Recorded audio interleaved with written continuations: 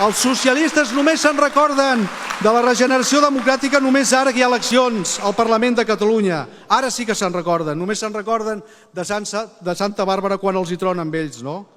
I a més, què ens demanen? A més, ens demanen empatia, que tinguem empatia.